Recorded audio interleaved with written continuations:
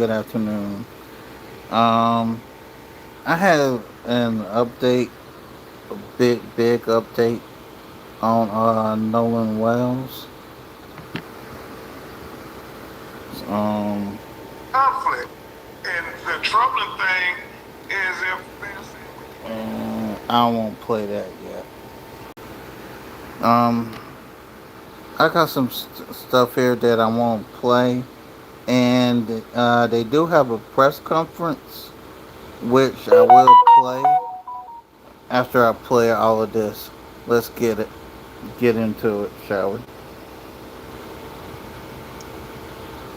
A lot of new updates in the strange death of a teen on a boat trip to celebrate July 4th. The mysterious circumstances surrounding him being left behind, his body eventually being found washed up on the shore of an island. They're only getting muddled right now, so we're going to sift through all of it and bring you the very latest. Welcome to Sidebar, presented by Law and Crime. I'm Jesse Weber. Look, you know if you follow us here on Sidebar, we're always talking about the risks out there, the dangers. Have you ever thought about a data breach? You and your loved ones, your private information, constantly at risk of being leaked, which is why I want all of you to keep your data safe online. Here's how you do it. Incogni. Incogni tracks down all these old posts and search sites exposing your information, and then they demand its removal. Look, I was shocked. Turns out databases had my information, and within days, Incogni was taking them all down. The setup is super simple. You just create an account. Incogni's going to do the rest, and their unlimited plans custom removals feature lets you submit specific links that their privacy experts will personally investigate and remove. They can't harm you if they can't find you. Use code SIDEBAR at the link below and get 60% off an annual plan. That's incogni.com/sidebar. All right, so we're coming back to a story that has been haunting this Mississippi community. This is a story that has captivated the country right now. We're talking about the death of 18-year-old Nolan Wells, a college athlete, a beloved son. He was a young man who police say just went out to celebrate the 4th of July on a barrier island with friends and never came home. Now, we were on this when that devastating news came in. You'll remember earlier this week, we spoke with a member of the United Cajun Navy, someone who was actually a part of that search for Nolan, in the air, searching. Fox Hollow is like a... The documentary came out, we immediately began getting Searching when the news came in that a Park Service ranger had discovered Nolan's body. And since then, there have been some big updates that we got to talk about. As a matter of fact, the case has gotten so much attention that even some notable names are weighing in, calling this case a tragedy, but praying for justice, praying for transparency. And also, this is interesting too, there is a judge with apparently a connection to this case who's now spoken out, looking to seemingly set the record straight on these rumors surrounding her family's connection or involvement. And now the case is being attached to perhaps one of the most recognizable civil rights attorneys in the country, Ben Crump. Just recently spoke to ABC News, raised some serious questions about the handling of this case, is now representing Nolan's family. And all this while Nolan's body is being flown out of state for an independent autopsy, the results of which are potentially, reportedly, expected as soon as tomorrow. But I just want to take a moment here because a lot has happened and I want to try to get an understanding of it before we get into the nitty details. So this all started with that trip to Horn Island on the 4th of July. Now, if you're not familiar, Horn Island is this long, thin barrier island. It's about 10 miles off the coast of Mississippi. It's part of the Gulf Islands National Seashore, only accessible by boat. It's known as a spot where people like to go have some fun out on the water, especially on a holiday like the 4th of July. And that is exactly what authorities say 18-year-old Nolan Wells and a group of friends decided to do. That they apparently took out a private boat out to the island for the day, and something went wrong while he was out there. According to police, Nolan was last seen at around 3 p.m. on the northwest tip of Horn Island. His friends reportedly told searchers that he wanted to stay behind to talk to a girl, was planning to catch a ride back with another group. They ended up leaving. But when Nolan didn't return home, his mother reported him missing, setting off this massive search involving multiple agencies, including the Jackson County Sheriff's Office, the United Cajun Navy. Now, we spoke with the Vice President of the United Cajun Navy, Brian Trasher, in our previous episode, because he was part of the search. He was actually searching in the air when the news came in about Nolan's body. I saw the body from about 300 feet in the air, and I can tell you that it did not appear to be waterlogged. He was only in the water for a couple days, but nevertheless, the sheriff's office put out a statement saying that they had no reason to believe it was not Nolan's. Yeah, so a park ranger discovered this body in the water off the northwest tip of the island on July 7th. The family confirmed it was Nolan, but this is where things get complicated, because since that time, the case has taken some turns. The questions have only deepened, and I want to talk about what is happening right now. And now I want to bring on somebody to help make sense of everything that's happening. Joining me now, civil rights attorney, friend of the show, Joe Richardson. Joe, thank you so much for coming on. Particularly, I know you're at a conference, so you're very generous with your time. So, Joe, thank you. Always good to be here with you, Jesse, always. Thank you. I feel the same. So I want to start with the biggest development here, right? Arguably the biggest development. The family has hired Ben Crump, who is now representing them. He has been involved in some of the most high-profile cases in the country in the last few years, if you think about it, right? Representing the families of... Hello. The country in the last few years, if you think about it, right? Representing the families of George Floyd, Trayvon Martin, Breonna Taylor. And he put out a statement this week that's getting a lot of people's attention. I want to read part of it. Quote, "We've been retained by the family of Nolan Wells, a beloved son, teammate, and friend, who went out to celebrate the 4th of July and never came home. The wide receiver at Southwest Mississippi Community College was preparing to return for the upcoming football season and would have turned 19 next month. His family deserves answers. They deserve the truth.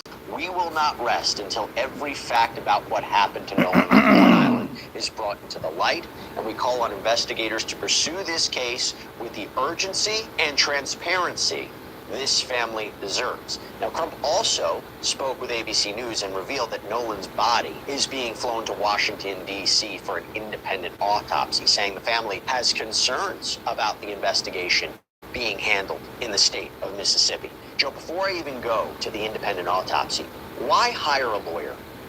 Because of all of the things that you don't know. Things happen very quickly as it pertains to a death. And gosh forbid there's something to hide. We're not saying that that's the case. But if there was something to hide, after an autopsy and you put that body in the ground, the body's not going to tell you any tales. And so we'll talk more about the autopsy, but that's one of the things that an attorney will do is get you a private autopsy. In the case of Ben Crump, he's also going to get you the attention that's going to ask questions that will put pressure on the powers that be, as it were, the people that are supposed to investigate thoroughly, etc.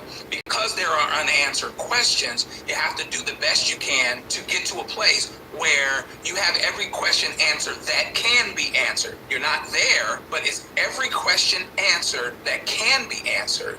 If the answer is no, and you can find an attorney that can draw attention as well as investigate, direct traffic, point at things, as well as address it with the media, then that's what you do. Does this signal to you that either the family, the friends, they believe that something's not right with this investigation, or is it just to cover your bases? They know it's getting a lot of attention.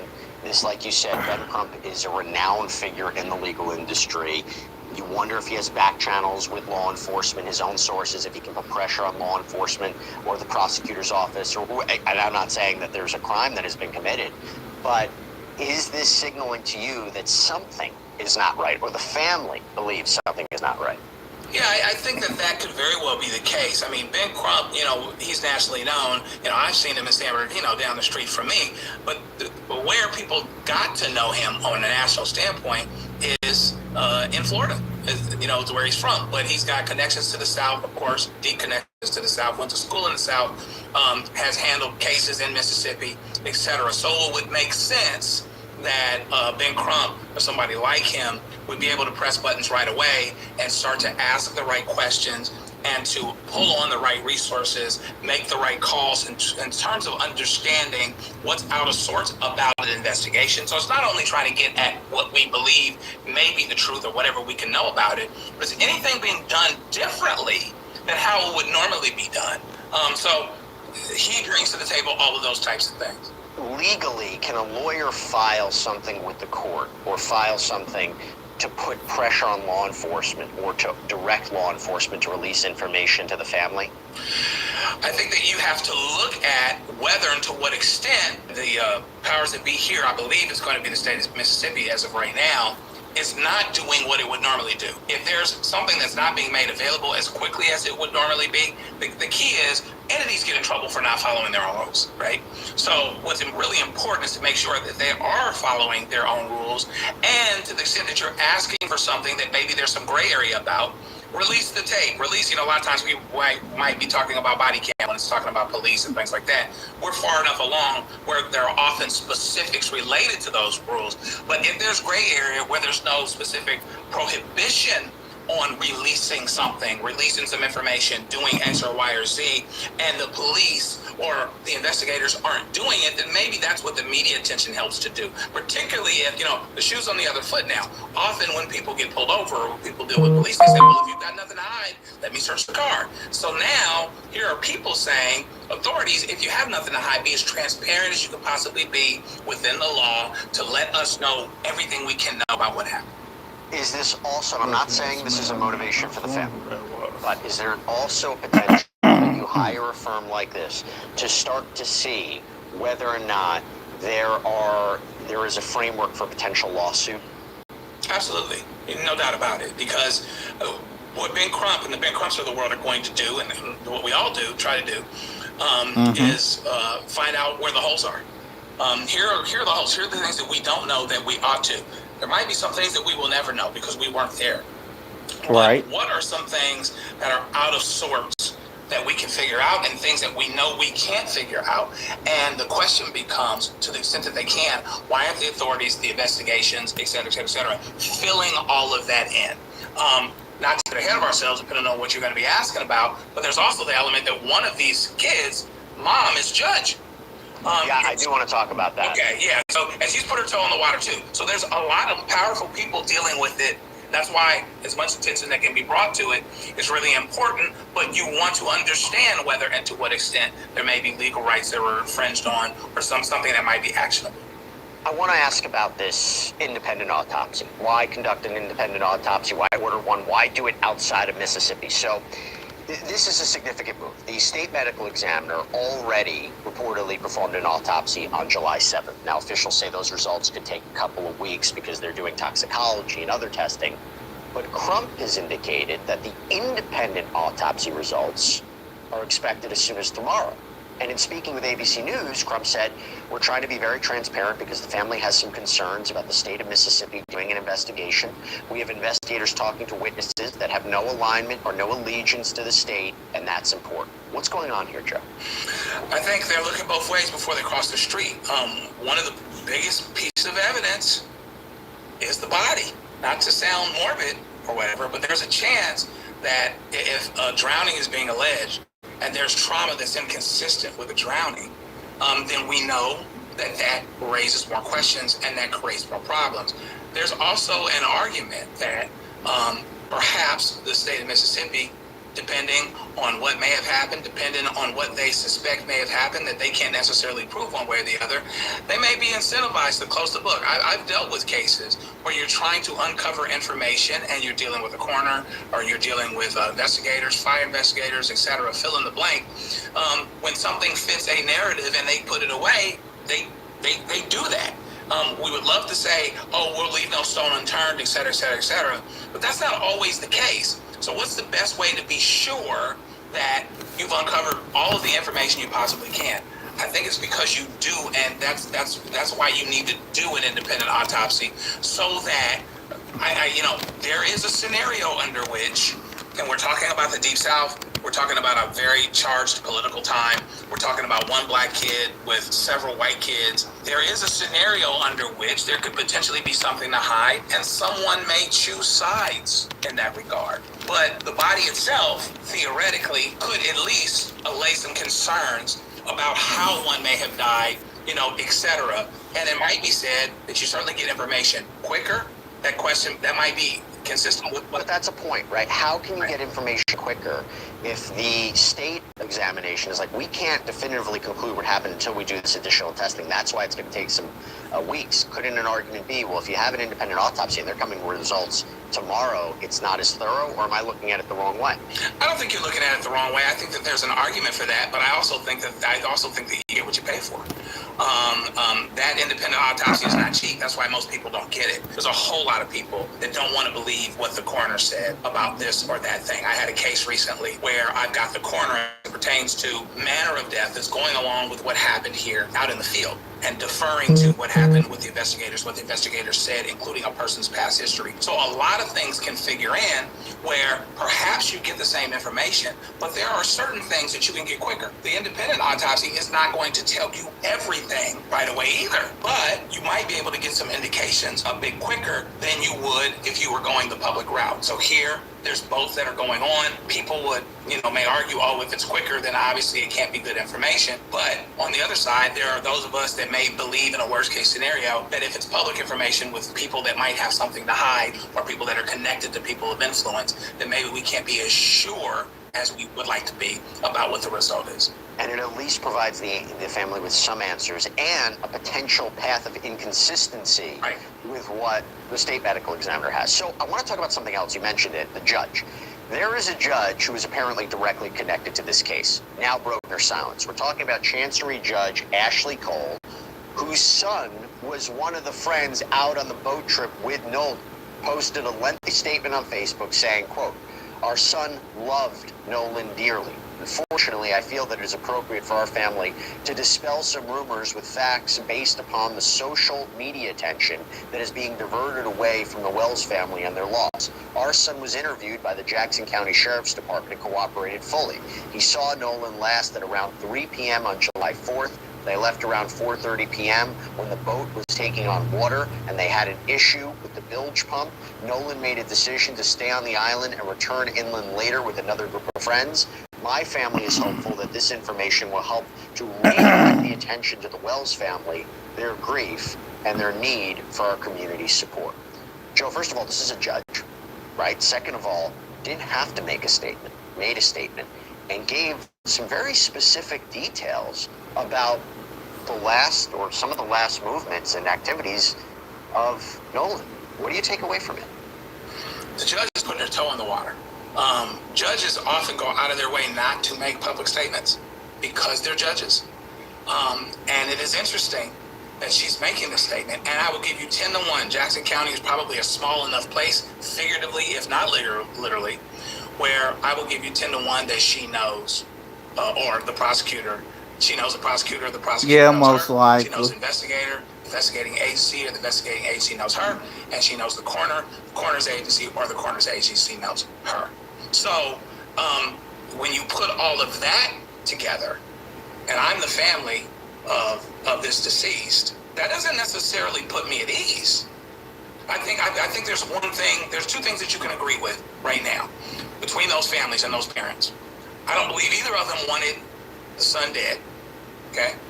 And I believe that they both understand that the judge doesn't want her kid to go to jail either.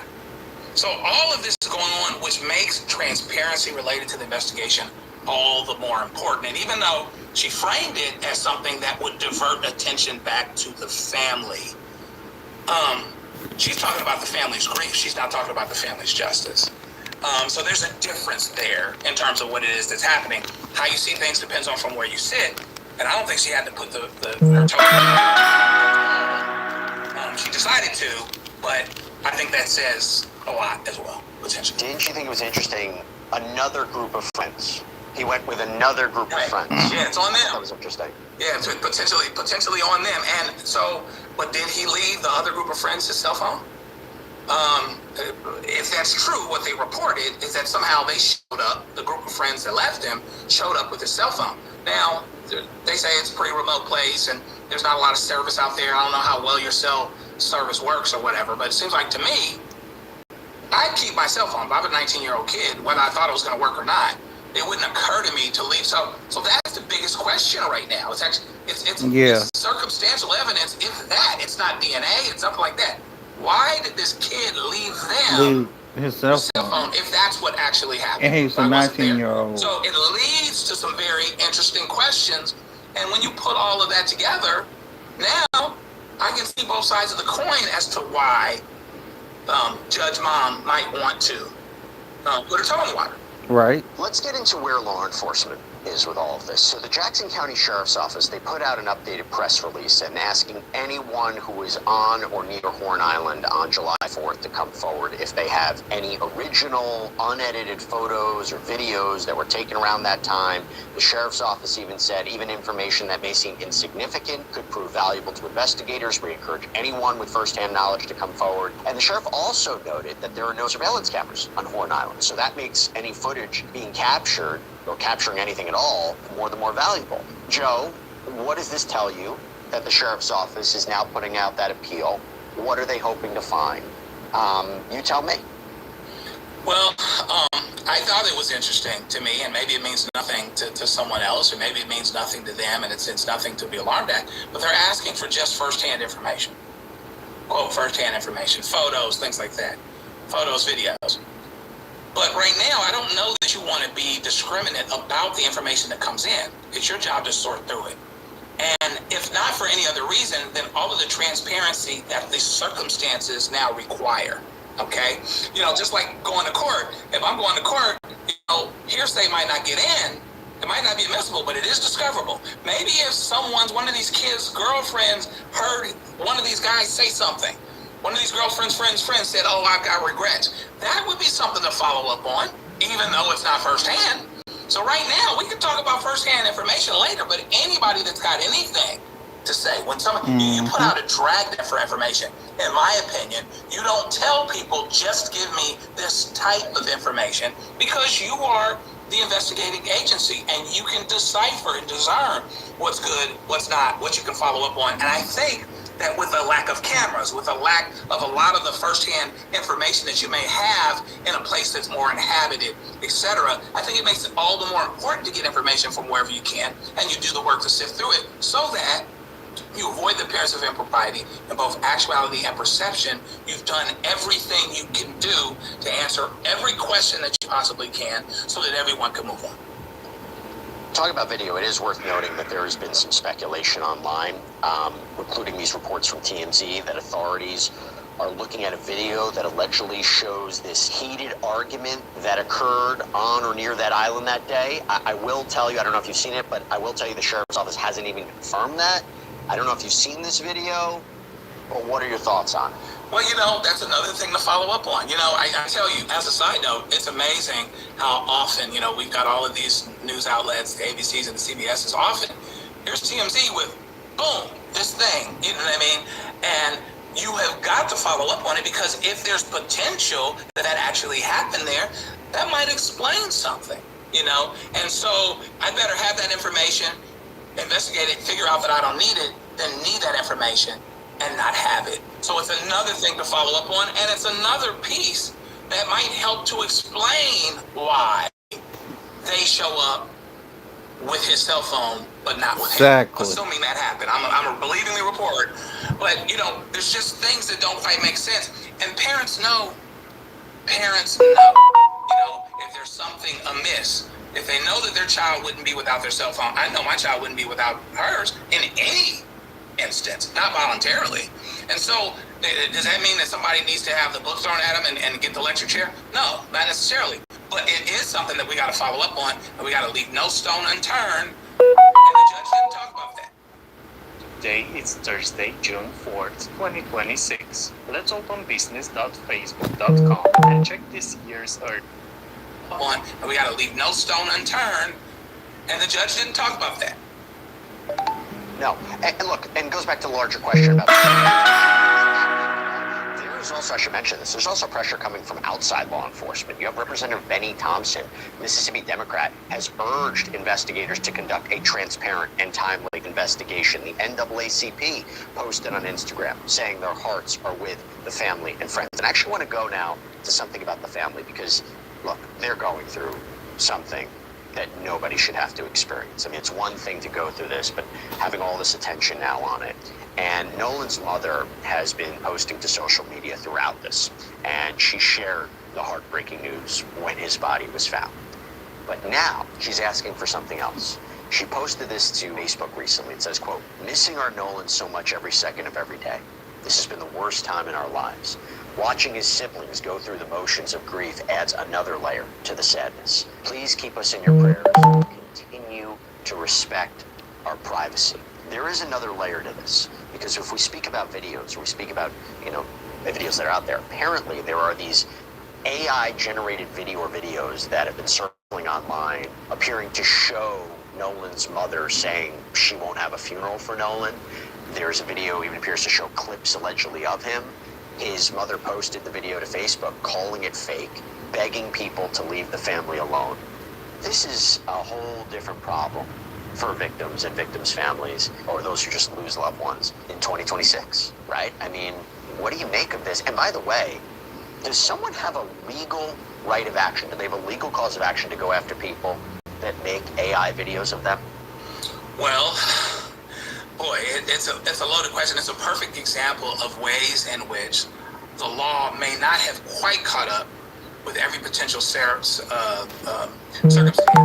that's related to AI, that's related to technology, right? Right. And so, therefore, there's a question. If there is publishing of something that someone knows not to be true, there's potential for defamation. It's really interesting because I never thought of defamation so much in that particular context. But if someone is saying something that's knowingly not true, that might be a route, depending on what jurisdiction you're in. Infliction of emotional distress in all of its forms, intentional or negligent. I would also imagine someone using your name, image, and likeness for personal profit. If you're making videos and getting clicks on it and getting money for it, I'm not saying that's what happened, but that's something too.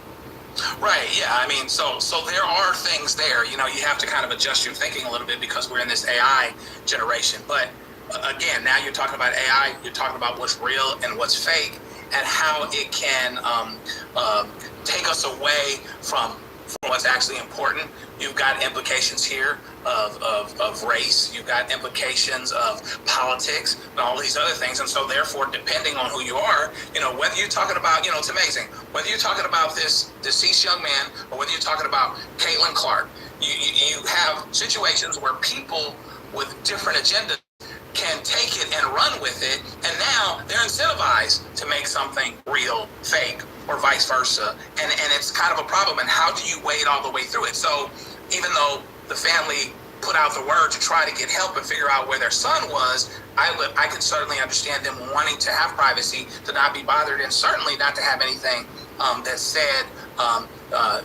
that's not true about them being said, being implied, being created with caricatures and AI and those types of things. Look, Joe, this is a really distressing story. It has new layers to it. I want to continue to follow it. I appreciate you coming on, giving us some things to think about, and again, for being so generous with your time, because I know you're at a conference, but I really wanted to hear from you on this. So thank you so much, Joe. Appreciate it. Always great to be with you. Honored, Jesse. Appreciation. And that's all we have for you right now here on Sidebar, everybody. Thank you so much for joining us, and as always, please subscribe on YouTube, Apple Podcasts, Spotify, wherever you get your podcasts. Okay, we're getting ready to go to the next clip. As well. If you want to follow me, X, Instagram, my News Nation show, Jesse Weber Live, Monday through Friday, 11 p.m. Eastern. See you next time, everybody.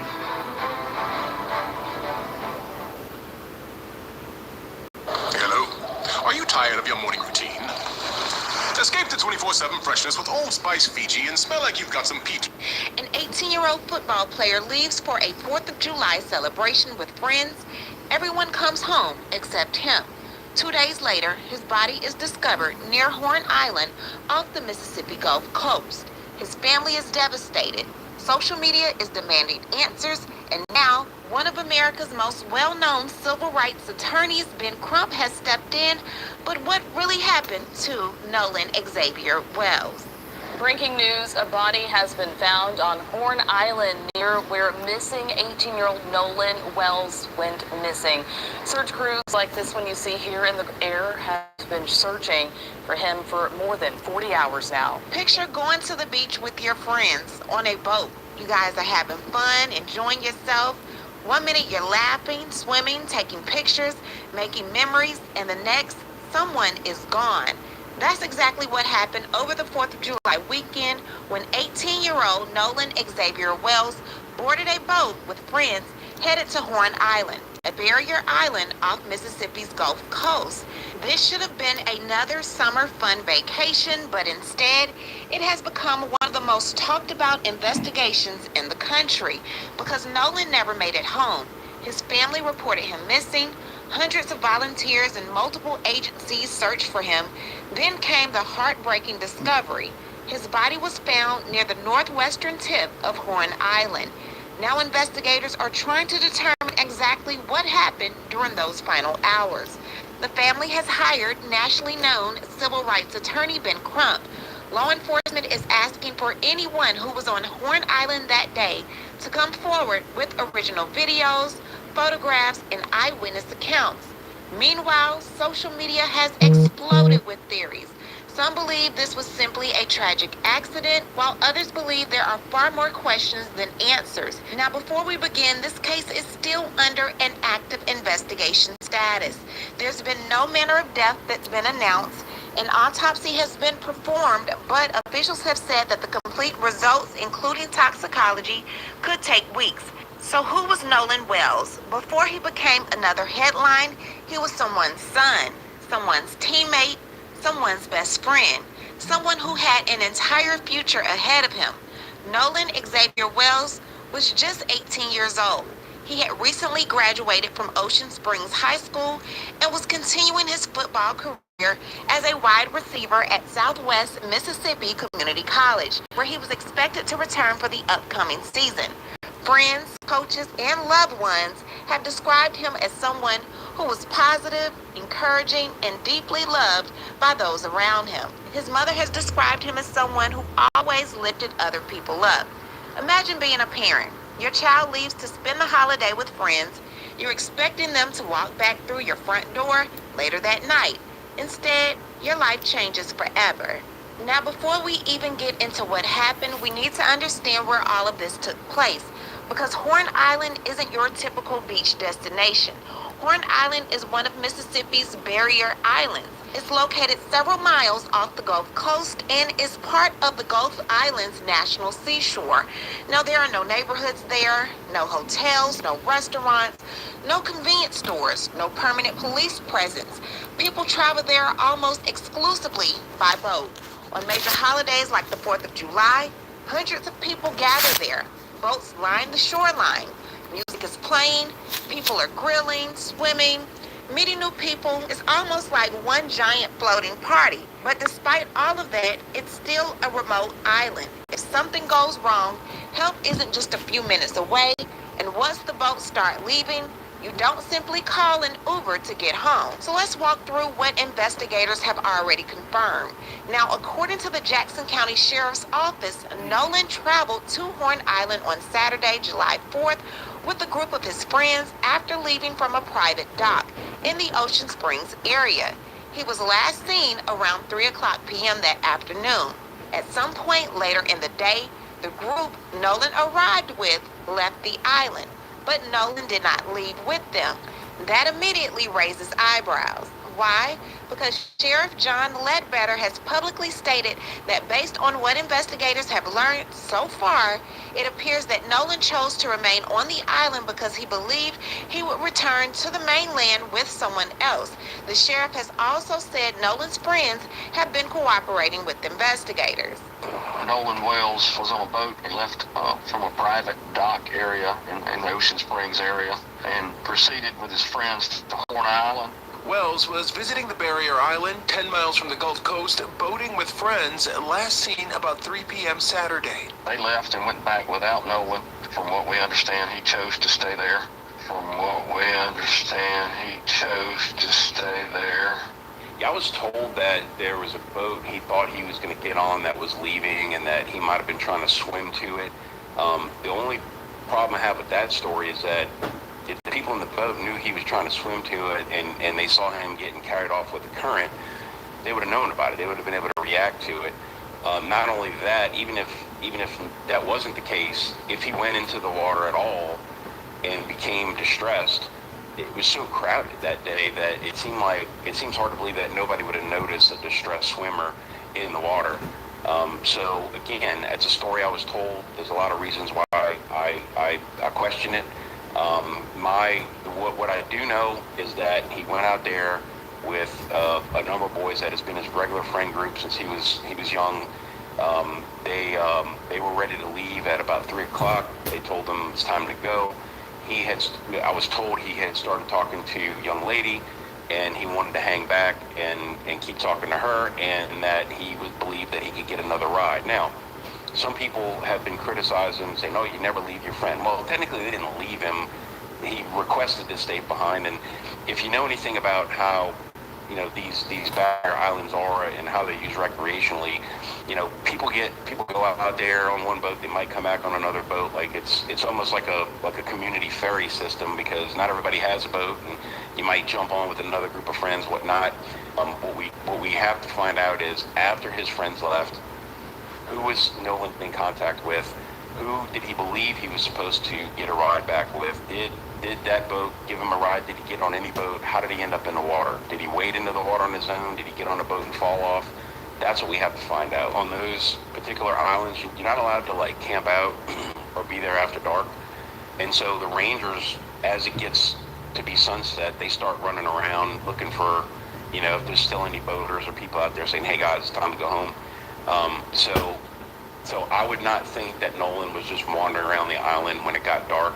My instinct tells me that he got off the island, either tried to swim off or got off on a boat, and somehow ended up in the water.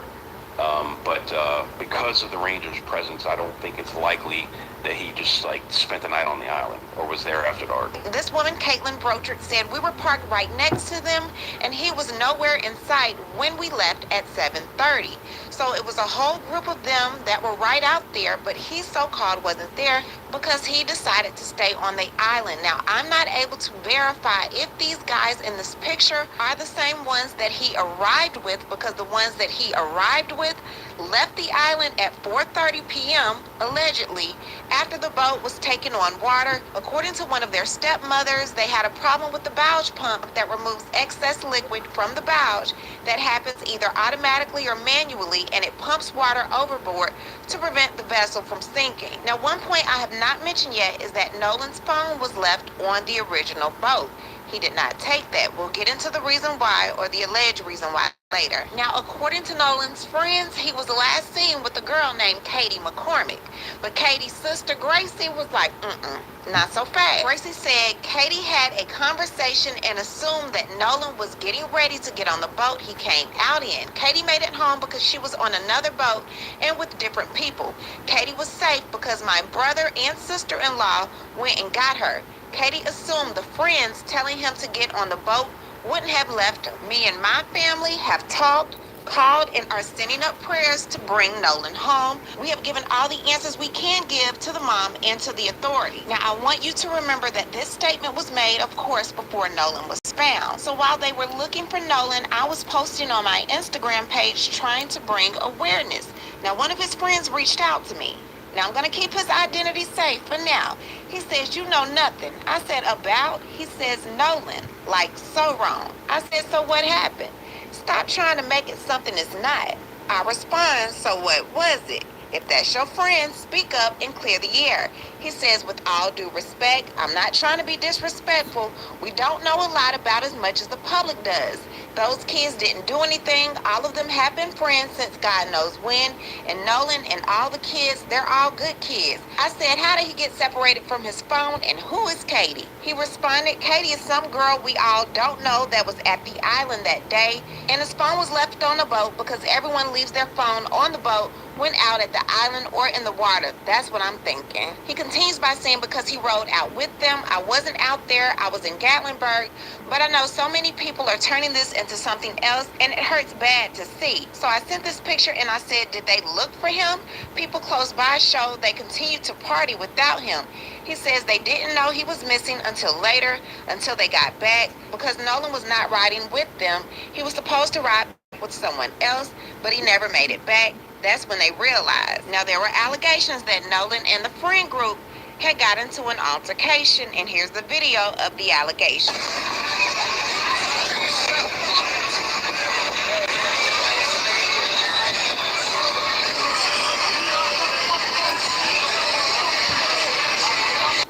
Now, these two guys were Nolan's friends. On the right, we have Javon Williams, who is his best friend. He's 17.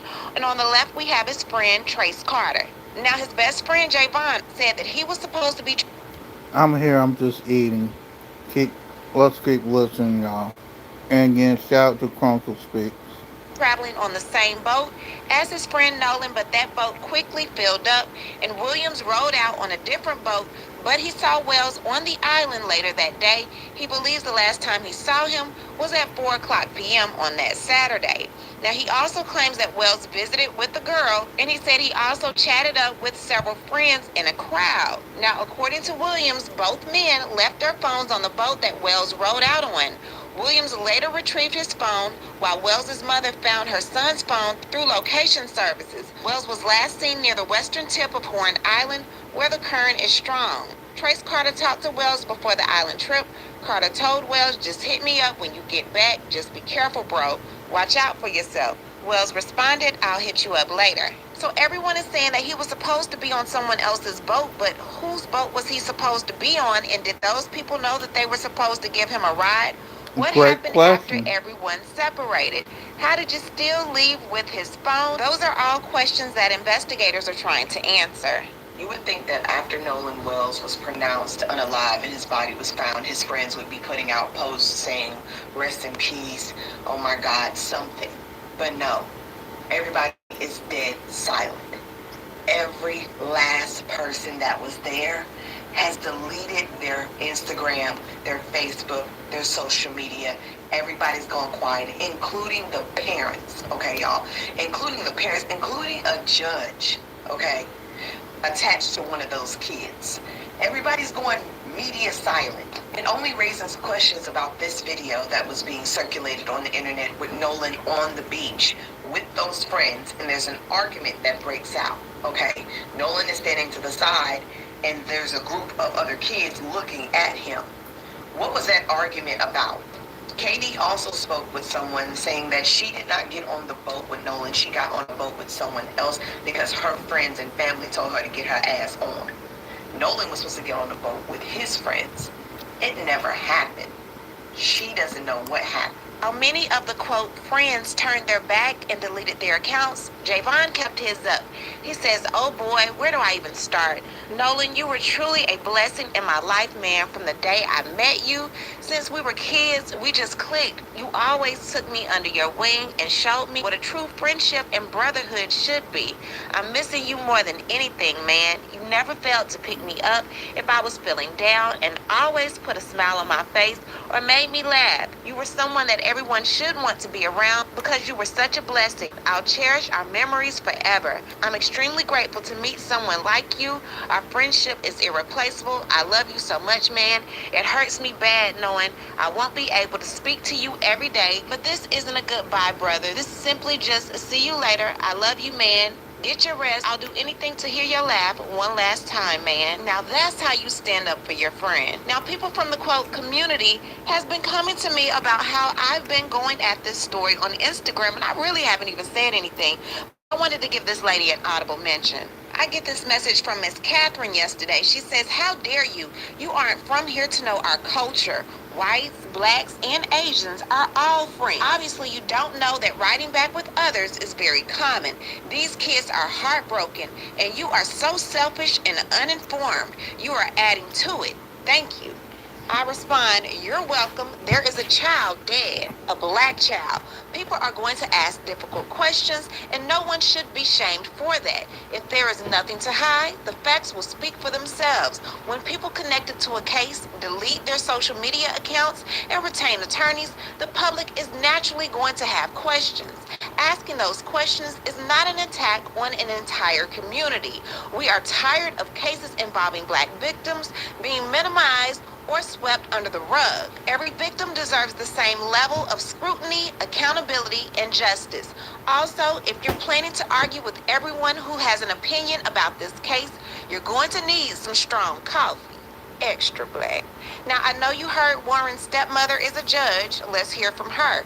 She says our family, along with the community, grieves the loss of Nolan Wells. Our thoughts and prayers are with Nolan's family. Our son, Warren, loved Nolan dearly. Unfortunately, I feel that it is appropriate for our family to dispel some rumors with facts based upon the social media attention that is being diverted away from the Wells family and their loss. Yes, I deactivated my Facebook given the very heightened emotional state of social media right now. I fear for the safety of my child and my children. My husband and I have 6 children and we covet their privacy. We do not believe it is appropriate for our minor children's photographs to be circulated throughout the internet, presenting potential threats to their safety. I graduated high school with Christine Wells Wansley, who is Nolan's mother. We are from the same community. I have the utmost respect for her and all the Wells family. We mourn the loss of Nolan with them. Our prayers have been and will continue to be with them. My husband and I were not at Horn Island at any point on the 4th of July. No one in our family is trying in any way to impede with the investigation by law enforcement or to otherwise hamper the family and law enforcement's quest for answers. Warren was interviewed by the Jackson County Sheriff's Department and cooperated fully. He saw Nolan last at around 3 o'clock p.m. on July 4th.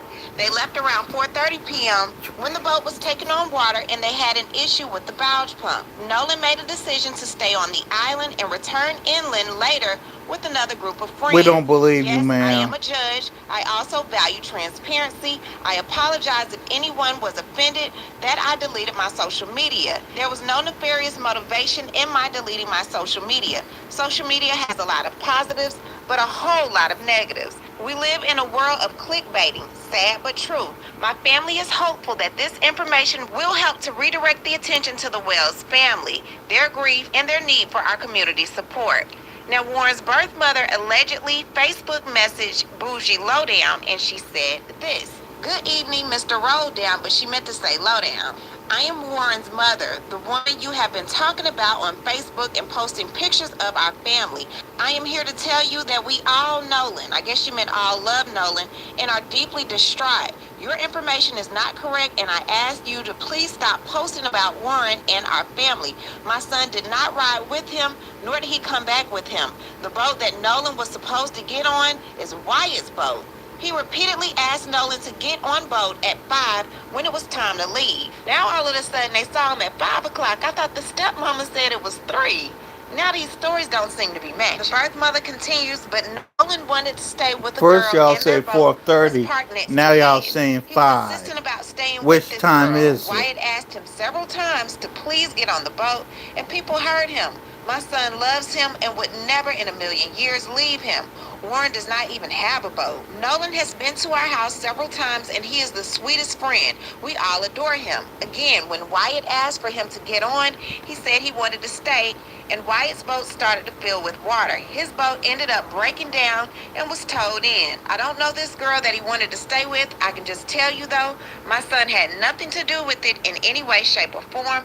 As a matter of fact, he was the person that noticed he was missing when they got back to their friend's house and called his mother, the Coast Guard, and the sheriff's office. Warren is very responsible and always is keeping up with everyone else. He was not on the boat. Again, please stop hurting us. My son is beside himself. I've never seen him like this before, and I ask you to please stop the blame. This is not the boy's fault. Nolan wanted to stay with this girl and was insistent. I ask you to take my picture down off your wall and my son. I brought my other son out there and I saw my son Warren briefly and took a picture. We were not out there with them longer than like 10 minutes.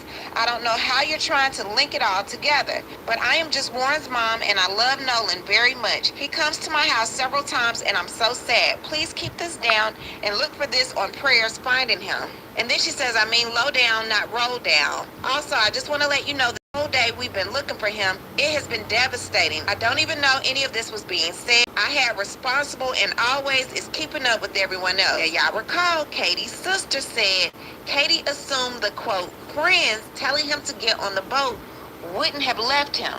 Everyone's wanting to point the finger at Katie. Katie's family suspected something, and they went out there to go get her. Now, the big question is, if the boat belonged to Wyatt and his family, how did the phone end up at Warren's house with Warren and his family. Now we'll hear more Exactly. about the phone, the friend group, and How did everything this else happen? from a girl named Alexis that said she went to school with most of these boys and Nolan was her friend. That Nolan was my friend, and that all these like stories going around, like even from like our point of view, because we're getting it different than what the public is seeing because we're at the behind the scenes. They're all trying to change the story.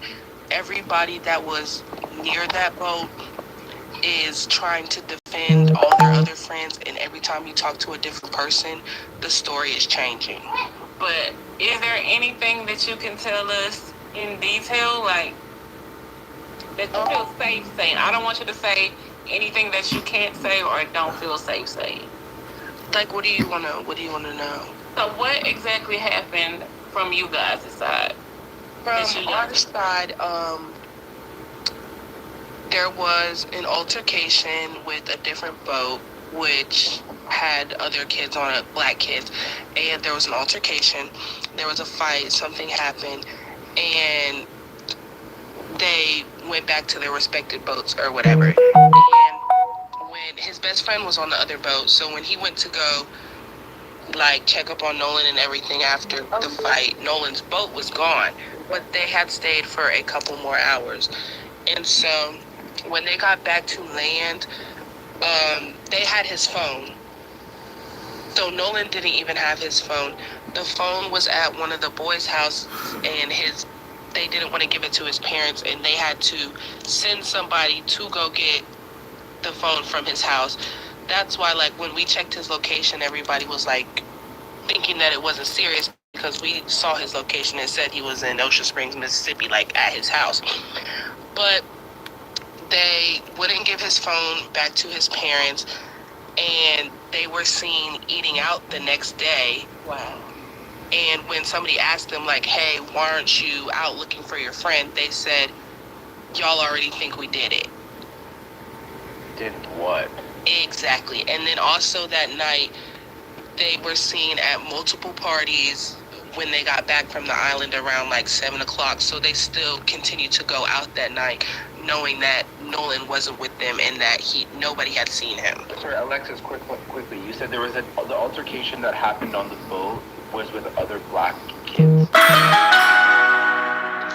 Obviously, yes. Right. But they rode on separate boats. There was supposed to be other black people on the boat with Nolan, but they got told last minute that they couldn't go because there wasn't like enough space.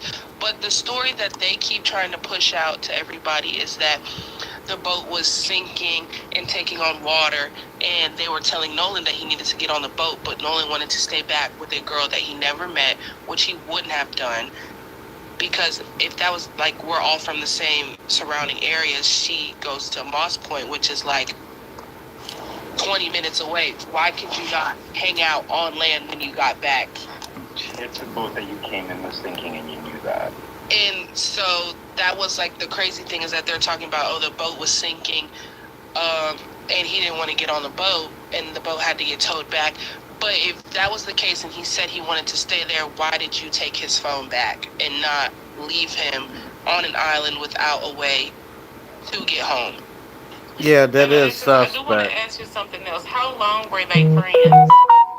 They've been friends for a minute. I mean, these people have gone to school together since elementary school. So I wanted to ask you, can you confirm that all of their social media has been scrubbed? So is it scrubbed or It's is it not. deactivated? Only 2 of them are deactivated, but a couple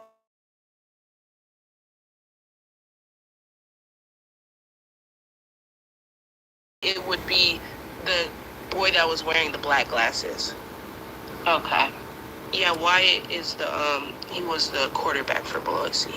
Now, was this an actual physical altercation that took They place said that on somebody- land, or Somebody did get in a fight and that somebody got hit, but this was on land, it wasn't in the water. Okay, see, because I've heard and read certain things of, arguments, fighting, and, you never know exactly, but you being a source is nice to know that there was an actual physical altercation. That's what I also think, because his best friend was on the other boat that had like the altercation or whatever, and when the fight and everything happened, they went to their separate boats. Like devastating. They went to their separate boats, and when his best friend said he went back to like go check on him and see how he was doing, their boat was gone, and they had stayed for a couple more hours. So if you were you wanted to stay back with this girl or whatever, and you didn't have a ride back, wouldn't you have asked your best friend to ride back with him? And he never saw him the rest of the night. And also, the girl that they said that he stayed back for was the boat literally directly next to them. So how did each side say that they thought they were staying with each other, but nobody saw him? I mean, with the girl, what happened to her? Like, it's so. He was the first one to go to the police. She was the first one to say everything. She was speaking up, all this other stuff. But she said she thought that Nolan was with the boys, and the boys said that they thought Nolan was with the girl. But how did neither of y'all say that when the boats were supposedly right next to each other? Famed civil rights attorney Benjamin Crump joins us now. Ben, thank you so much. First of all, the most important thing, or one of the more important things, how is the family doing? They are still in disbelief, Don. It's like they say they're in a nightmare and they can't wake up. They still have so many questions as to how their son, who was set on Monday to have his tryouts, because he is a Division II college athlete, and this was going to be his year. He was having workouts, he was doing training, and so they know that he was very focused on moving to a Division I program, and so they're just shocked that in 48 hours of one of the most consequential days of his life, this would happen. They are just in disbelief. And the reason that's so relevant, Don Lemon, is, there was an alleged argument, and people say that was over things about he was being very clear to not have anything to do with anything that might get in his system, because he knew he had his big workout coming on Monday. And so that's why they're just not accepting any of this, Don. They are not accepting that their son just died by coincidence or accident. Ben, do we know what that argument was? Do we know specifically if it was Nolan as people with him? Well, we have an investigator talking to some of their friends, and we're gathering information. As we get that information, we will share it because we want to be transparent. We don't want to speculate, but we want to investigate. And that's very critical here. That's why, Don Lemon, we are having an independent autopsy done on top of whatever autopsy was done by the state of Mississippi.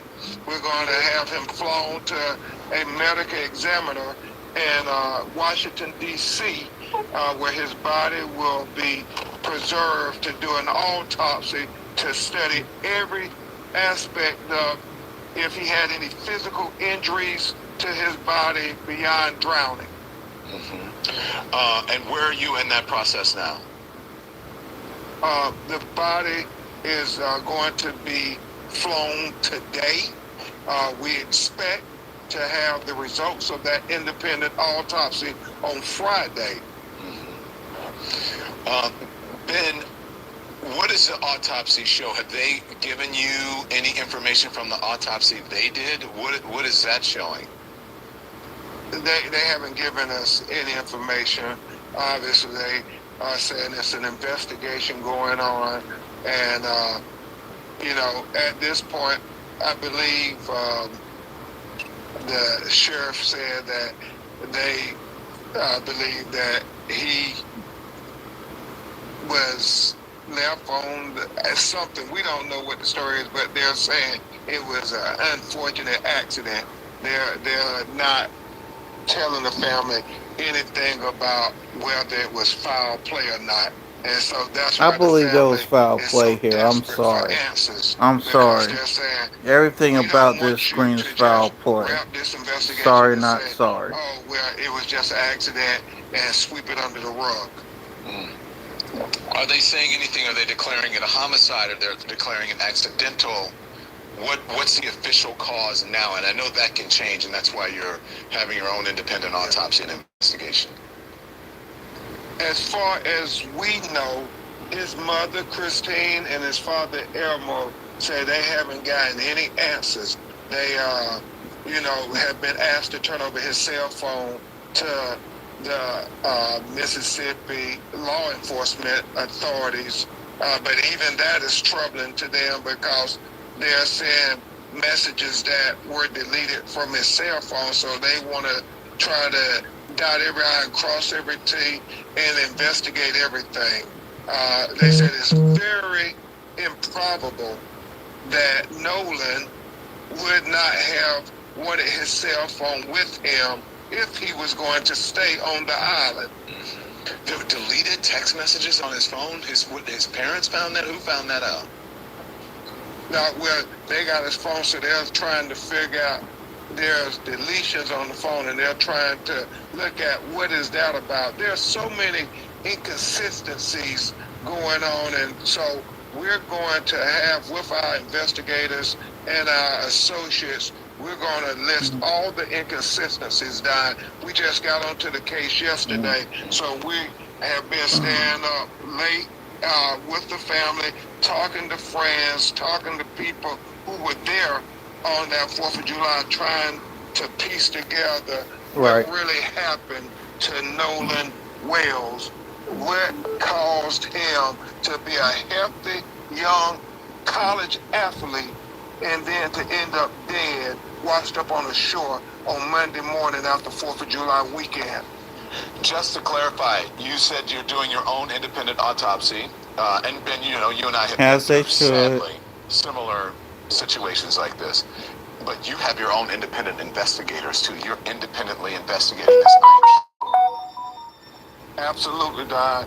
We are leading this investigation from the parents' perspective. The parents want to know objectively.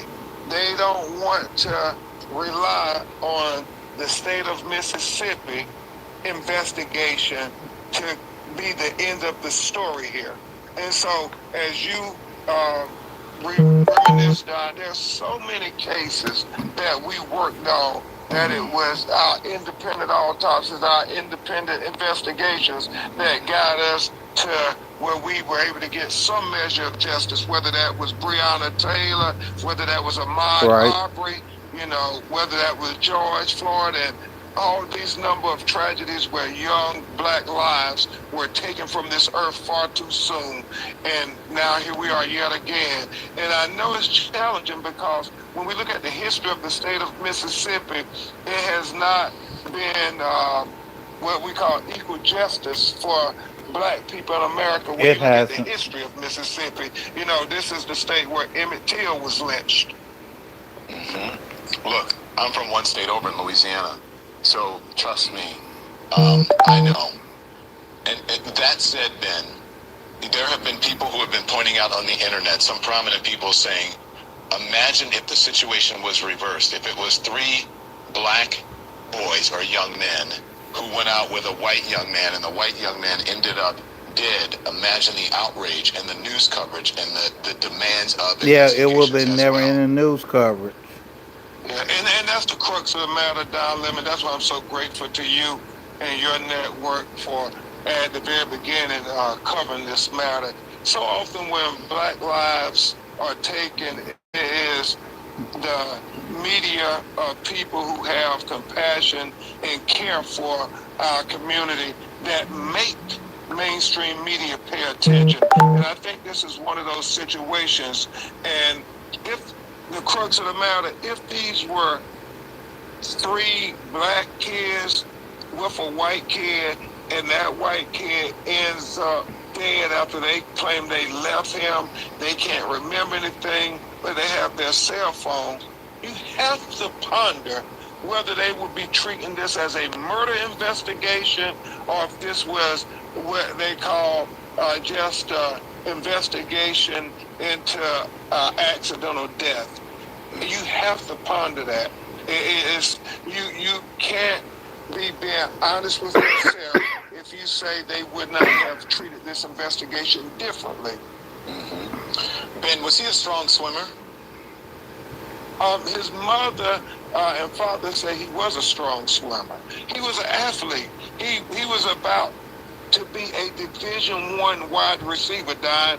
You know, athletes have to maintain their physical prowess, their body. I'm gonna go ahead and cut that off there, and I'm gonna go on over to this right here. Um, Shout out to True Crime with Strategic Eyes. Let's get it. Strategic Eyes. Strategic back again. What's up, guys? Welcome to another edition of True Crime Strategic. We got a really, really interesting true crime mystery for you guys. And this one is going to be one of those high-profile cases that's going to affect the nation. And how many times have I said that in the last few months? It seems like every single case that involves different colored Americans results in divide. This one's shaping up to be that way. We're going to jump into this. We're going to try and cover the facts. We're going to try and keep it as what it is, which is a tragedy where a promising young man that had a bright future. You know, we say that all the time. And sometimes people get into stuff and it's like, oh, this person had a bright future, and they really didn't. No, this is one of those instances where the victim actually had a bright future. This young man, Nolan Wells, was about to do D1 football, Division I. That means he has a good opportunity of going to the NFL.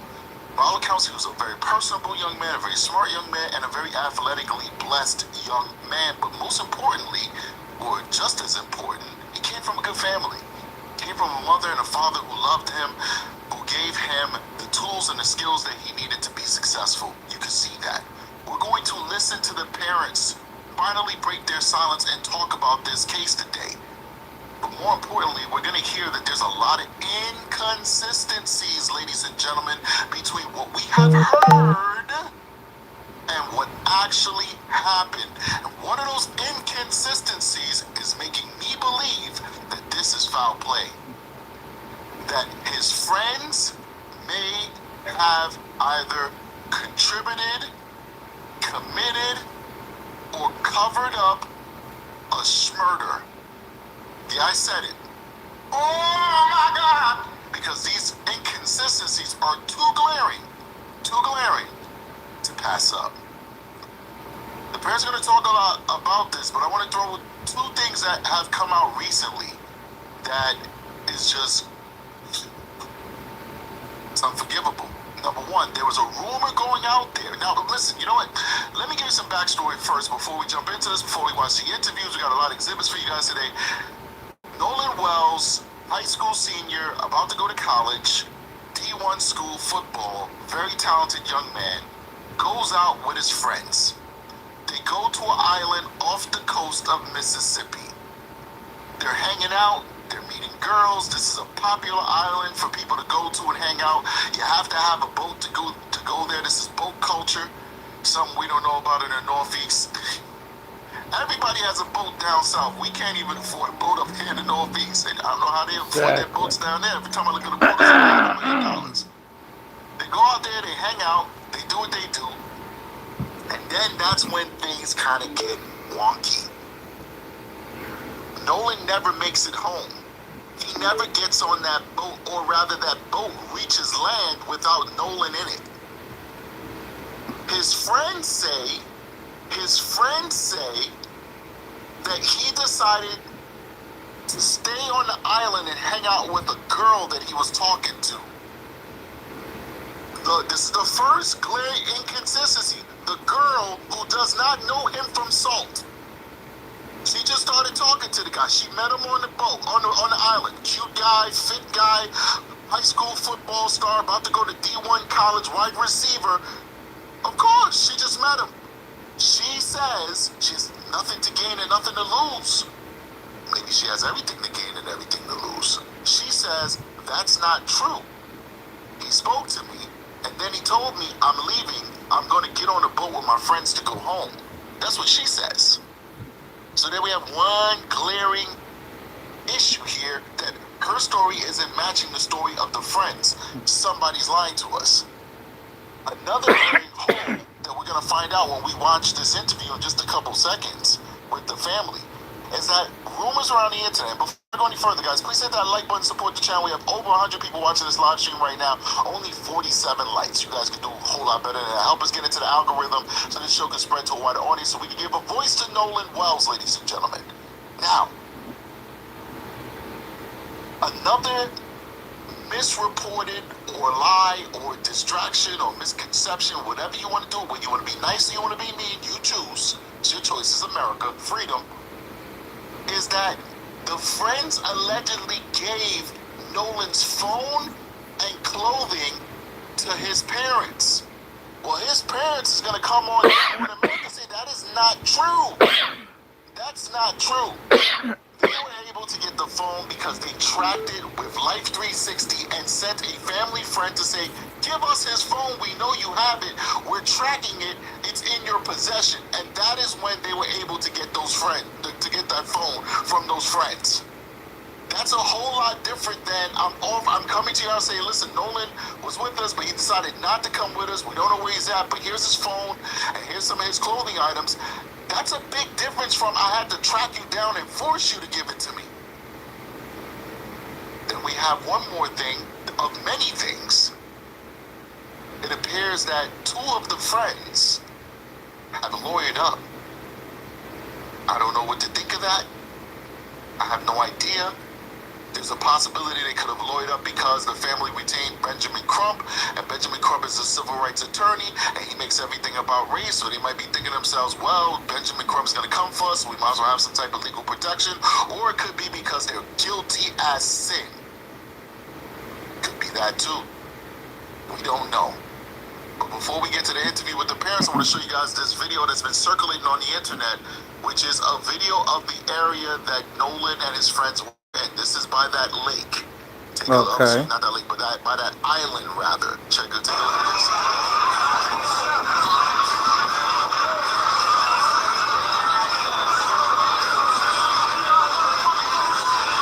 Now, you just heard something, give me an effing phone. It's being reported that people believe that that is Nolan arguing with his friends, telling them to give him his effing phone. Now, I've seen two different examples of where Nolan is at. One example says that Nolan is in the middle here. Okay. The vast majority of people, however, on the internet are saying that Nolan is over here, arguing with his friends. I've only seen one example where somebody's pointing out saying Nolan is over here. I don't know where Nolan is at. On the other hand, I've seen multiple examples of people saying Nolan is up here arguing for his phone.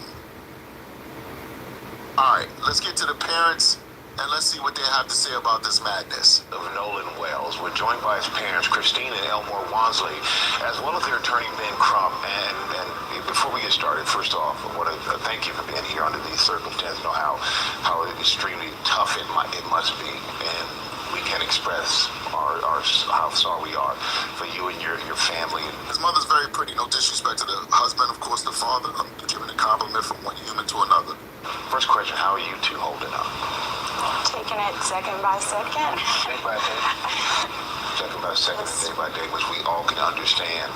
And I just want to ask you, the friends that Nolan traveled to Horn Island with, they say that he stayed behind voluntarily. Why would he stay behind? That we cannot answer. I can't I can't fathom why he would. Like, I don't know why he would. We always taught him to, if you go with a group, you stay with a group. Even when he was in college, he would say, Dad, well, we're going to ride down to a party or something in another city. Now, so I tell him, if you go with 5, you come back with 5. Do not separate from your group. Because I always say safety is in numbers. And he always said, yes, sir. So he knew to stay with his group. So why would he split from his group? I don't know. So that would have been unusual for him to split from the group. And you said he would always check in with you. Did he check in with you that day? so that day, no, I don't. But of course, too. I don't know what happened there. Okay, you guys know I gotta interrupt, by the way, because I have to make this transformative. I can't just play content all the way through.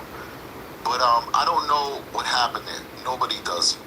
But Nolan and the people who were there, his parents don't know. Strahan doesn't know. I don't know.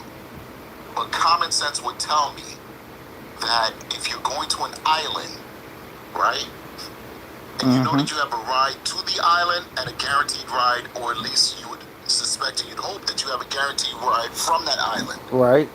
that you would not take a chance and let that guaranteed ride sail away Hell in the no. hopes that everything's going to work out, that you'll be able to get a ride with this girl that you just met on a boat with people you don't know heading back to shore. You don't even know if they're going to stop on the pier or the dock that you want to stop on that's closest to where you want to go. They might be sailing somewhere else. You have no idea. So common sense tells me that it's more likely that the testimony that the girl gave, when she said that Nolan told her he was going to get back on the boat with his friends and return to shore that way. The same way that he came is the same way he was going to leave. Common sense tells me I'm more likely to believe that testimony from that girl rather than the testimony from his own friends who have now lawyered up. Not saying that that's a bad thing, but I'm just saying they lawyered up, who said that, nope, Nolan said he wants to go back with this stranger girl that he just met. Let's keep going. They were on the boat, and usually when he is out there, which it's not uncommon, he's, I think, since last year, he's been going there occasionally with his friends, and so it would always just be like, hey, Mom, I'm back, type of thing, but this time there was no call or text from him. It was from his friend. And then too, really didn't worry about it because, it was his last weekend to have fun. Because that Monday he had to report to school. We was preparing to take him back for camp, to prepare for the season. So, we're gonna see him when he have his last hurrah before he locked down and get ready for the season. Because, like I said, the entire summer his training, he got more serious. He started to understand what I was trying to tell him about. Football not just being fun, but as you get farther in it, it becomes a business. If you want to excel, you have to understand it. You have to understand both at the same time. And we know that you said that you're going to do an independent investigation. Yes. And you say you have Nolan's cell phone and messages were deleted. How can you tell messages were deleted? Well, his parents got the phone back, and that's something that's important. Wow. Messages were deleted from his phone? Well, before we go crazy with it, we have to figure out what those messages were. But I doubt that this 18-year-old whose parents are not checking his phone. Let's just be honest here. Parents aren't checking his phone. Why would he need to delete messages? Why would he need to delete messages from his own phone? Who is he hiding it from? He's 18. He's not married. He's not engaged. He doesn't have a serious girlfriend. He's a little kid who's budding into his manhood. His parents aren't going to be checking his phone. There'd be no reason for him to delete messages unless somebody else went into that phone and deleted messages to protect themselves. See, so far in this case, I'm not feeling the sheriff's department because they said no evidence of foul play before they even did their investigation. And listen, I don't like to go into politics with this, but normally I don't support Benjamin Crump. I think he's spot on this time. Like I tell you guys all the time, a broken clock can be right at least twice in a day. Benjamin Crump is spot on this time. This is turning to be not just a murder mystery, but a murder conspiracy, ladies and gentlemen. Why would the sheriff's office come out and say that there's no foul play suspected so far before they even do their investigation? Let's keep going. Michael, because Before I go on tangents and I apologize, but there's so much in my brain, there's so much experience in my brain, I can't help it. We've been calling this the summer of EDPs. If you don't know what an EDP is, an EDP is an emotionally disturbed person. Every single day, my office is being inundated. If you're new to this channel, I'm an active duty detective. I work in special victims. Every single day, we're getting 4 to 5 essay allegations from people who are just mentally ill. Even though they're just crazy out of this world with these allegations, we take every single allegation seriously, and we do not sit there and proclaim that it didn't happen just because the person is mentally ill. We do our investigation. Now, so far as we've been doing our investigations, none of these allegations are turning out to be true. But we don't presume that it's not true simply because the person is mentally ill. How can this sheriff's office presume that there was no foul play before they even did an autopsy, before they even checked the phones, before they even interviewed all the witnesses? It doesn't make sense. I see we got down a rabbit hole in the building. What's up, rabbit lady? How you doing? Thanks for coming through, showing love to the channel. Let's keep going. awesome. They tracked this phone on Life 360. So Life 360, but whenever, so when I received the phone call from Warren, I immediately called my friend Tashima and I said, hey, have you guys seen Nolan? Because her two sons, Jalen and Javon, like, they grew up together. They played City League sports together. When they got into school, they played sports together. And so she was like, hey, like, okay, the boys were pulling up the location from Snapchat. So the Snapchat location looks completely different than the Life 360 location. So when I pulled up Life 360, it was different. It was showing everywhere the phone had been. Like, it had, I was like, well, it's showing that he's back on land. Like, I'm not, he's like, but no, he didn't come back. So I'm hoping that Crump or whoever's doing the work out there, right? Because it don't seem like the authorities is doing what they need to do. They're not. Put a preservation notice into Life 360 so they can save that information, that data, because that's huge. It's huge. It's going to show us where that boat went. Did that boat go straight from point A to point B? Did that boat deviate from where it was supposed to go? And that phone can give us a lot of information, such as the movements that the phone was being made, how quickly it went up and down, like in terms of elevation, whether somebody gets pushed to the ground or they're standing up. That phone can give us a lot of telemetry. A lot of telemetry on the person who's holding the phone. That phone call will tell us a lot.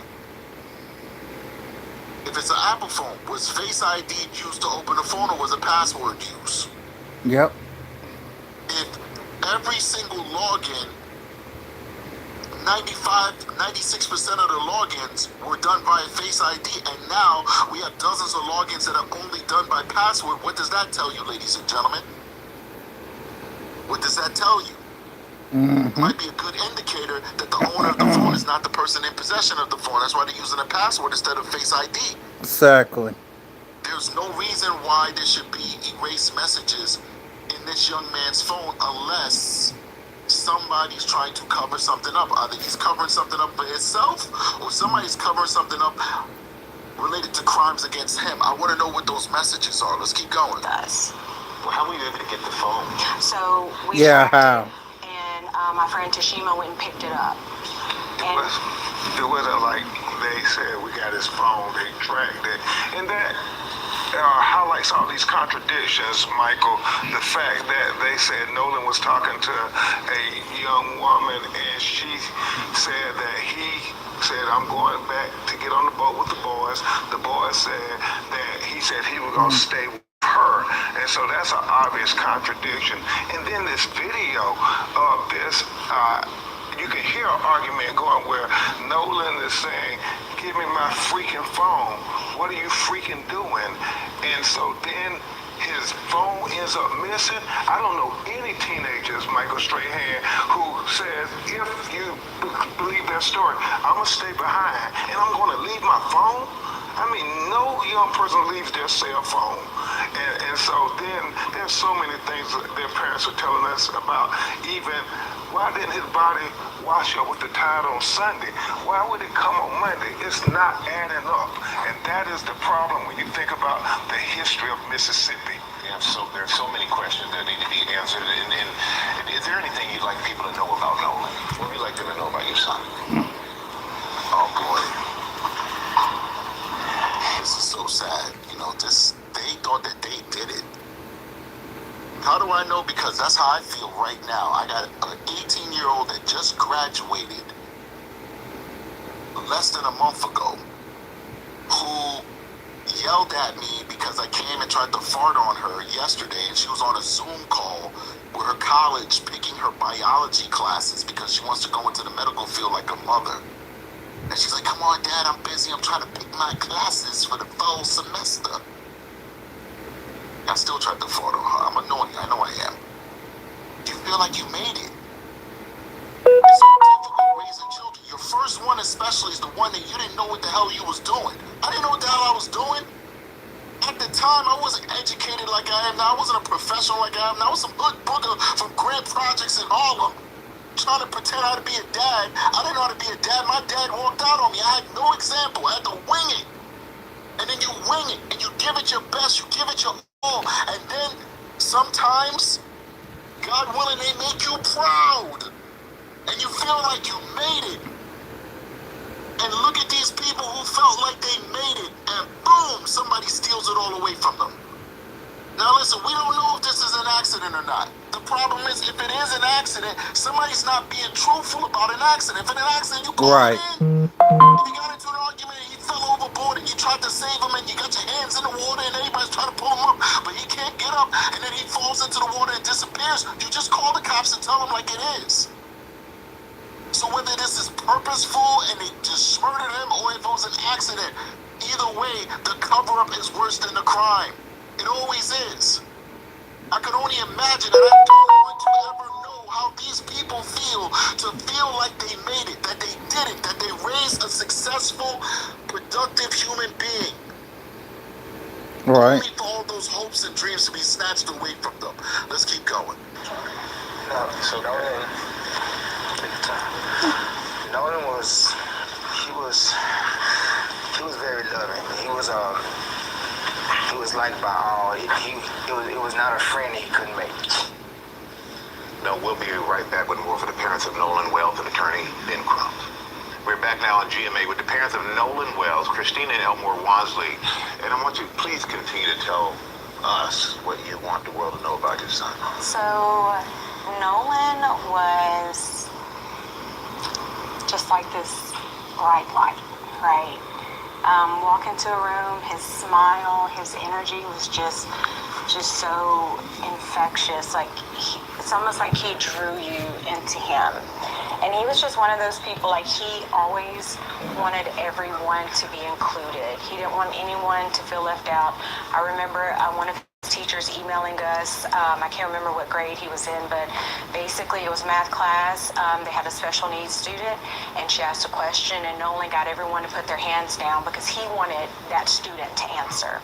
And so the student answers the question, and she was like, "Christine, the classroom, Nolan went crazy," and everyone else started going crazy, just celebrating that child, making them feel included. And that was the person he was. Like, he loved everyone. And I always told Nolan, like, you have to be careful when you have such a big heart like that. I love that God blessed you with that, but you have to be careful with that, because that it's not always returned, that type of love. But he was just genuinely a good person. Like, I always say, all the best parts of me are with him. Dad, anything else you want to add? It's just, he's gonna be really missed. I know a lot of his teammates they all look to him as a leader. He's more like a silent leader. Not real big on words, more on action, which is kind of like I was. I really wasn't real big on talking. I really wanted to show you and you follow me, and people follow him. And it just gravitated. He put in the work, he worked hard, and he knew he was focused on what he wanted. And he wanted to make life better for, his family. He wanted to have his own family. Man, this is so sad hearing his father talk about his son, man. First of all, big up to these two for being good parents, for being together, staying together, and raising such a amazing young man. What happened to him has nothing to do with them. The victims just as much as Nolan is a victim, and I just want to say thank you. Thank you for trying your best and doing your best, and unfortunately, the universe has its own plans at times, so let's keep going, man. I want to do this, I want to do this, I want to do that. I said, well, son, you got to take it one step at a time. Slow down, let's go, let's walk this thing out. Let's train, let's sign our deals, let's make these teams, make these... Look at this, the father was ready. They were going to be millionaires, man. This kid was good. That's what they're saying. I don't know, I've never seen him play.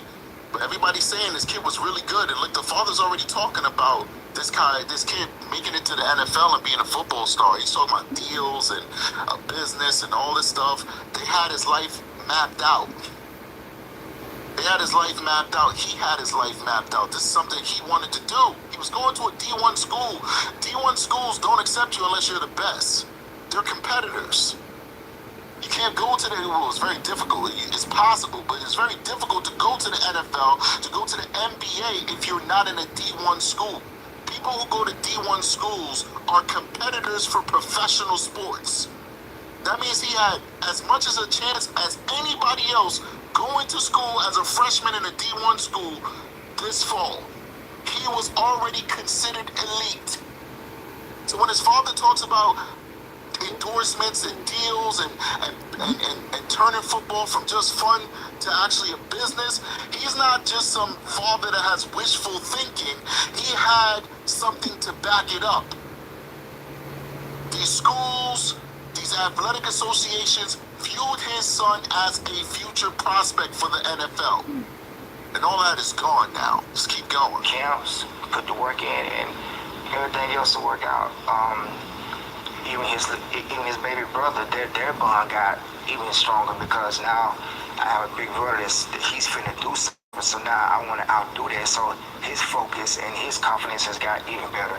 So I was looking forward to both of them having outstanding years. He seemed like he inspired in the home and he inspired outside of the home. And clearly you can see the father played football from the way that his build is. They make you work out a certain way for you to have a football body to take that damage that happens on that football field, depending on what position you play. So you could definitely see 1,000% that dad played football, and that's why that was probably something that was so important to their family. Right, Crump, where do we go from here? What's next? Well, the deleted messages that Christina was going to briefly touch on, we want to get the phone and figure that out. Backtrack on that. When we finally got his phone, me and my sister went through the phone. We went into Snapchat. He had 2 accounts, absolutely nothing. It wasn't even 24 hours, which is how long videos and pictures stay in Snapchat. And I was just like, that can't be. Like, I've seen Nolan whenever he snaps. Like, when he goes and he's having fun, like, he does videos. Like, there was absolutely nothing. No saved videos. And even my sister was like, yeah, that's suspicious, We having an independent autopsy done at the behest of his family. Colin Kaepernick helped pay for the independent autopsy. We flew his body up from Mississippi to D.C. because they wanted an autopsy done by a person with no interaction with the Mississippi law enforcement, because there's an issue of trust here that is really important. And the fact that they keep trying to say, suggesting it was a drowning, but nobody out there reported him drowning. It's not adding up, Michael Strahan. Right, and that's the thing, like, whether he's on a boat full of strangers, right, because he went with the girl. The girl said he didn't go with her, so just please keep that in mind. But let's give deference to all these different thoughts and these different theories, right? So let's say he didn't go with his homeboys. like he said he would, like he came to the island with, right? And he decided to go back with this girl that he had just met. If he falls into the water and he's drowning, why wouldn't they just report it to the Coast Guard? Why? Why Yeah. say, oh my God, Why he's not drowning? This is report it to the water. Coast People Guard? drown all the time. Good Report people it to the drown, Coast bad people Guard. drown, stupid people drown. You see gators swimming, and some people are like, I'm going to go wrestle a gator, and they'll jump in the water and they'll die. And Dumbasses. they're just freaking stupid. People drown all the time. Yeah, Why wouldn't unfortunately. you just call the Coast Guard and say, hey, listen, or call 911 and say, hey, listen, we got this guy who's in our boat. We're driving him back. He fell into the water. He's drowning. Why not just report it? Because you have nothing to fear because you did nothing, right? If you're his friends, even if you guys had an argument over a phone or something, and once again, you hit the gas because you want to get over the shore quickly, and that lurch makes him fall into the water. Maybe he hits his head on the boat while he fall in and he's dead because he drowns. Why don't you just call the Coast Guard once again? Why don't you go fish his body out of the water, bring him back into the boat, try to do some CPR, or call the Coast Guard and say, listen, he fell into the boat and we can't find him. Why would you hide it? Why would you hide it unless you're guilty of something? Mind you, it appears that these travels were happening in the middle of the day. It wasn't even the nighttime. Now, I'm not 100% sure that's what I've been reading, so if I'm wrong, please do correct me and I apologize. But from my understanding, this stuff is happening around 3 p.m. That's midday. The sun is at its highest peak in the sky. If he's drowning, if these things are happening, why is nobody seeing it? Yeah, Very why? interesting stuff. And why is nobody reporting it? Let's keep going. And it is not adding up. And honestly, we are doing this because at the end of the day, I would hope any parent would fight for their kids to find out if anything happened, what did happen. So we just want honesty and transparency. We want a thorough investigation. We want that same respect that would be given to anybody else, and that's it. We just want answers. Well, we really appreciate it. All right, man. So first of all, like I said, I don't follow the narratives that a lot of times people follow on the internet. I'm a detective. I'm straight about facts. I don't care about race, gender, creed. I don't care about none of that stuff. All I care about is facts. And many times we see these things and people are like, I want an independent investigation. I want all this stuff. And it's like, yo, stop it. Your relative is guilty or your relative, did some stupid stuff. We all know what happened. Stop wasting our time. This is not one of those instances. This is not one of those instances. There's been some instances where Colin Kaepernick has been involved in people taking their own lives and they're trying to make it look like there was lynchings and bull crap. This is not one of those stories. This does require an independent autopsy. This does require possibly the federal government getting involved since it was on a waterway, even though it might be within the confines, because just because you're on a waterway doesn't mean that the feds have jurisdiction. You have to be in international waters for the FBI to have jurisdiction. If you're in like a lake or, you're right off the coast, the state might still have jurisdiction. So I don't know whether they bring in the state police or some other agency, but we need an independent investigation because it seems like this local sheriff's department is not up to the task. Now, somebody asked in the chat if they concluded it was a suicide. I got to speak funny because of YouTube. They did not. The sheriff says it's an open and active investigation and that they're open to wherever the investigation takes them. That is a good answer. The problem is that they initially came out with a statement saying, so far it looks like there's no foul play. You should not even say so far without you having at least 95% of the investigation done. It was too premature for them to come out and say, so far there doesn't appear to be some foul play when they haven't even explored what's on the cell phone. How do we know? Because the family has the cell phone, not the police.